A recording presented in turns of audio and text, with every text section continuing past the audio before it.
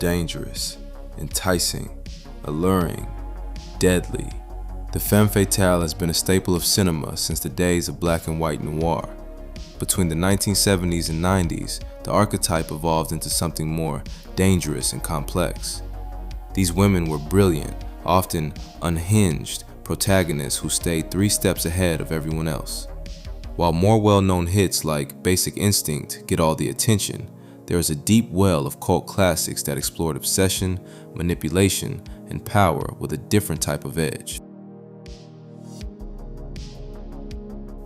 In The Last Seduction, Linda Fiorentino delivers what many consider the definitive modern noir performance as Bridget Gregory.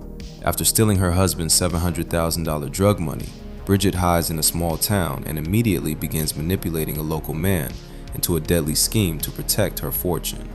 Critics initially ignored the film due to its humble TV movie origins. The film was produced for theatrical release, but was sold to HBO and broadcast in July 1994 because the producers initially feared it would tank at the box office. But it quickly became a cult sensation because Bridget, unlike traditional femme fatales who may seek redemption or met a tragic end, never shifts away from her villainy. She is cold-blooded in the best way possible. For a new viewer, this is a rare and refreshing take on the genre, where the femme fatale is the undisputed, brilliant protagonist. Unlike traditional noir, where the woman is a secondary character meant to ruin the hero, Bridget is the one driving every beat of the plot. It's exceptional at calculated manipulation, showing a dangerous woman who is consistently the smartest person in the room.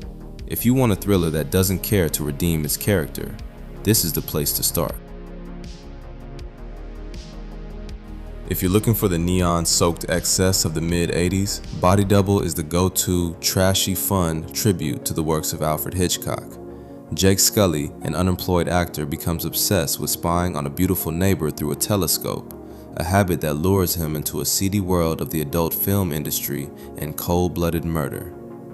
At release, the movie flopped, grossing roughly $8.8 million against a $10 million budget.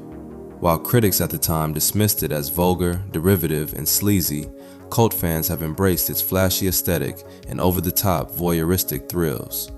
The film is a colorful journey through 1980s LA, filled with bizarre plot twists and a heavy dose of visual flair. The movie doesn't take itself too seriously, embracing the sleaze to create a unique psychological thriller that feels very much like a fever dream. For a new viewer, it offers a fascinating look at how the 80s reinterpreted classic suspense tropes, resulting in a film that is as entertaining as it is stylishly bold. Black Widow is a fascinating cat-and-mouse thriller that focuses on the psychological bond between 2 women.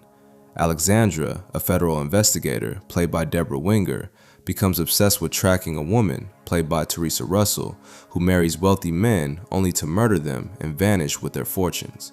The film focuses on the lethal power struggle and growing mutual respect between the hunter and the hunted. Fans love the film for its sexual tension, the psychological motivations of the killer, and the way the investigator becomes completely fascinated by the case. It is a slow burn mystery that prioritizes character development over cheap thrills, resulting in a much more rewarding experience. For a new viewer, it's a refreshing change of pace that shows how the femme fatale trope can be used to explore the complexities of female identity and obsession from an entirely different perspective. Before they changed cinema forever with The Matrix, the Wachowskis directed this stylish, steamy neo-noir that completely flipped the genre script. The story follows a mobster's girlfriend, Violet, played by Jennifer Tilly, and an ex-con handyman named Corky, played by Gina Gershon, who start a passionate affair and hatch a plan to steal $2 million from the mafia. It was a groundbreaking film for its time, featuring 2 female leads who use their wits and chemistry to outsmart an entire criminal organization. Fans adore the film for its high-tension pacing and the raunchy chemistry between Tilly and Gershon, and its setting, which rarely leaves a single location, creating an intense, focused atmosphere. It's a movie that prioritizes style and substance in equal measure, offering a masterclass in how to build suspense in a single, claustrophobic location. For viewers who enjoy seeing a devious underdog win, Bound is a thrilling, visually sharp experience. Wild Things is peak guilty pleasure thriller that doesn't let the audience get too comfortable. Set in the upscale community of Blue Bay in the Florida Everglades, the plot kicks off when two high school students, Kelly Van Ryan and Susie Toller, played by Denise Richards and Neve Campbell respectively, accuse a guidance counselor of assault. What follows is a dizzying web of blackmail, betrayal, and relentless plot twists. Though it was initially panned as tawdry, the film was actually a commercial success, grossing $67.2 million worldwide against a $20 million budget. Fans have come to love the film for its iconic chemistry and its commitment to double-crossing the viewer until the very end. The movie is a great example of the trashy smart thriller, where every character is more manipulative than the last. It keeps you guessing with layers of deception that make it one of the most rewatchable films of the 90s. For a new viewer, it's a wild ride that proves you can never truly know someone's real motives. It remains a staple of the obsessive thriller genre, showing how the sun-drenched tropics can be just as noir as all the dark alleyways we associate with the genre. For those who want an exceptionally terrifying femme fatale, Romeo is Bleeding features a legendary performance by Lena Olin as a ruthless Russian mob assassin named Mona Demarkov. She goes up against Jack, a corrupt cop played by Gary Oldman, who quickly realizes he is in way over his head. Olin's character is completely unhinged and seductive in a way that feels genuinely dangerous, making almost any other fatale look tame by comparison. Noir fans celebrate this film for its darkness and its refusal to offer the audience an easy out. This is a violent, visceral take on the genre that explores the total destruction of its protagonist at the hands of a superior predator. It's a movie about ego and the consequences of underestimating a woman who has nothing to lose. For a new viewer, it's an intense experience that pushes the boundaries of the femme fatale archetype, showing just how fatal the character can really be when she is given the smallest opportunity. Directed by Paul Schrader, Cat People is a moody, erotic fantasy that puts a supernatural twist on this trope.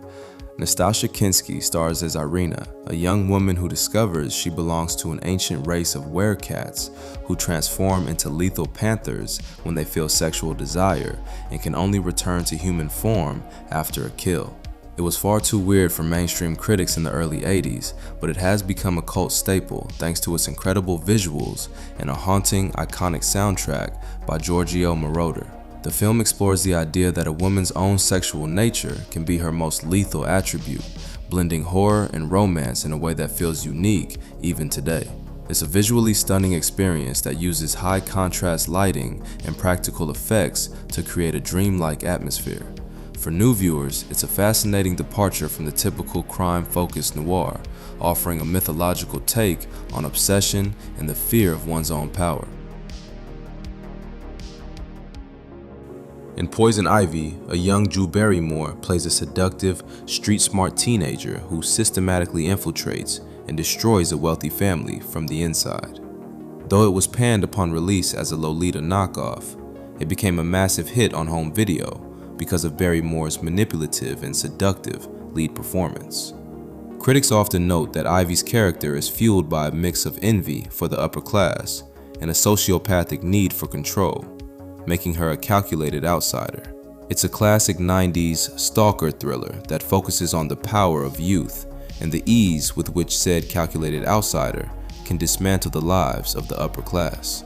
Fans of the genre love the film for its slow burn tension and the way it explores the dark side of teenage rebellion.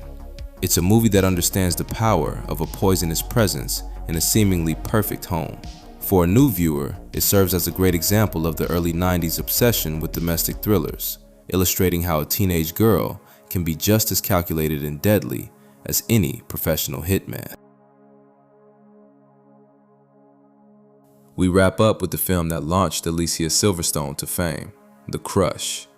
She plays Adrienne, a 14-year-old girl who develops an obsessive and violent infatuation with Nick, a journalist who moves into her family's guest house.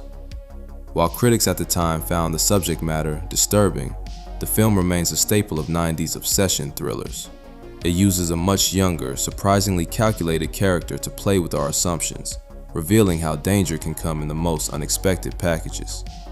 Critics at the time gave the film generally negative reviews, often calling it scuzzy or predictable. However, it was a box office hit and found massive success in the video rental and cable television markets. Silverstone's performance is the heart of the movie, capturing a chilling mix of innocence and pure malice. It's a modern noir that explores the dangers of obsession and the way a lack of boundaries can lead to total chaos. For new viewers, it is a fascinating time capsule of 90s suburban dread. The most dangerous person in your life might just be the girl next door. Fun fact about the movie: there was a controversy tied to the movie at one point. The character's name was originally Darian and was changed to Adrian in television edits after the real-life woman the director Alan Shapiro based the story on filed a lawsuit. So there you have it. If you've seen any of these deep cuts, let us know how you enjoyed them, or if I missed the one movie that truly defines the deadly woman for you, let us know in the comments. If you enjoyed this video, hit that like button and subscribe.